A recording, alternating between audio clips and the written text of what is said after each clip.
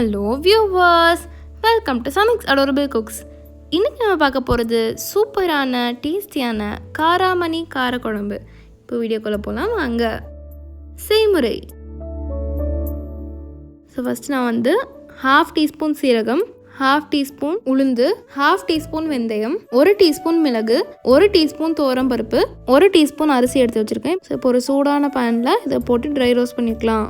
அரிசி வந்து நல்லா பொரியணுங்க. இந்த நம்ம போட்ட துவரம்பருப்பு கலர் வந்து மாறணும். ஸோ இப்போ இந்த ஸ்டேஜில் எடுத்து ஆற வச்சுட்டு நம்ம வந்து பவுடர் பண்ணி எடுத்துக்கலாம். ஸோ இப்போ அடுத்தது வந்து ஒரு மண் சட்டியில் வந்து 4 டேபிள் ஸ்பூன் நல்லெண்ணெய் ஊற்றிருக்கேன். பின்ன எண்ணெய் நல்லா சூடாகட்டும். எண்ணெய் நல்லா சூடானதுமே இதில் 2 டீஸ்பூன் கடுகு உளுத்தம் பருப்பு சேர்த்துடலாம். இப்போ நல்லா பொரியட்டும். இந்த மாதிரி நல்லா பொரிஞ்சு வரும்போது இது கூடவே கருவேப்பிலையில சேர்த்துடலாம். நான் ஏற்கனவே 7-8 பல்லு பூண்டும் சின்ன வெங்காயமும் எடுத்து வச்சுருந்தேங்க. ஸோ இப்போ அதையும் சேர்த்துட்டு நல்லா வதக்கிக்கலாம். இப்போ இந்த கலர் இந்த மாதிரி மாற ஆரம்பிக்கும் போது இது கூடவே 4 கத்திரிக்காய் வந்து கட் பண்ணி ஆட் பண்ணுறேங்க.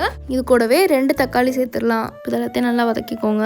தேவையான அளவு உப்பு சேர்த்துக்கலாம். உப்பு சேர்த்துட்டு நல்லா மிக்ஸ் பண்ணிக்கோங்க. இப்போ இந்த குழம்புக்கு தேவையான அளவு மஞ்சத்தூள் சேர்த்துக்கலாம். இது கூடவே நம்ம வந்து 2 டீஸ்பூன் தனியாத்தூளும் 2 டீஸ்பூன் மிளகாய் தூளும் சேர்க்கணுங்க. ஆனால் என்கிட்ட வந்து குழம்பு மிளகாய் தூள் இருக்கிறனால நான் எனக்கு அதை தான் யூஸ் பண்ண போகிறேன். ஸோ அதை வந்து 2 டீஸ்பூன் ஆட் பண்ணிக்கிறேன். இப்போ நல்லா மிக்ஸ் பண்ணிக்கலாம். அடுத்தது ஒரு 1/2 கப் காராமணியை வந்து ஏற்கனவே உப்பு போட்டு வேக வச்சு எடுத்து வச்சுருந்தாங்க. குக்கரில் ஒரு 2 விசில் வச்சு எடுத்துருங்க.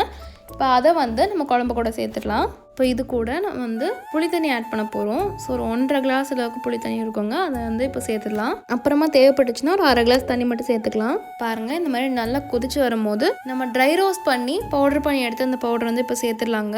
இதை சேர்த்த உடனே நீங்கள் டக்குன்னு மிக்ஸ் பண்ணிவிடுங்க, இல்லைனா கட்டி தட்டிடும். இப்போ இதை வந்து ஒரு 2 ஸ்பூன் சேர்த்துருக்காங்க. இது நல்லா மிக்ஸ் பண்ணிவிட்டு இது வந்து லேசாக ஒரு கொதி வரட்டும். வந்தோடனே நம்ம அடுப்பு ஆஃப் பண்ணிட்டு இறக்க வேண்டியதான். இதை வந்து நீங்கள் இந்த ஸ்டேஜில் இருக்கும்போதே ஆஃப் பண்ணிடுங்க, அடுப்பு ஆஃப் பண்ணிடுங்க. ஏன்னா இன்னும் நீங்கள் கொதிக்க விட்டிங்கன்னா உங்களுக்கு வந்து குழம்பு ரொம்ப திக்காயிருங்க. ரொம்ப வித்தியாசமாக இருக்கும். கண்டிப்பாக ட்ரை பண்ணி பாருங்கள். ஸோ நீங்களும் இந்த ரெசிபியை மறக்காமல் ட்ரை பண்ணி பார்த்துட்டு கீழே கமெண்ட் செக்ஷனில் கமெண்ட் பண்ணிவிடுங்க. ஸோ அவ்வளோதாங்க, நம்ம சூப்பரான டேஸ்டியான காராமணி காரக்குழம்பு தயார்.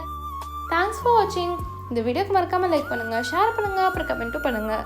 என் சேனலுக்கு நீங்கள் சப்ஸ்கிரைப் பண்ணலாம், சப்ஸ்கிரைப் பண்ணிடுங்க. அப்படியே பக்கத்தில் இருக்க பெல்லைக்கான கிளிக் பண்ணிவிடுங்க. அப்போ தான் நான் போடுற புது வீடியோஸ் நோட்டிஃபிகேஷனில் வரும். நன்றி.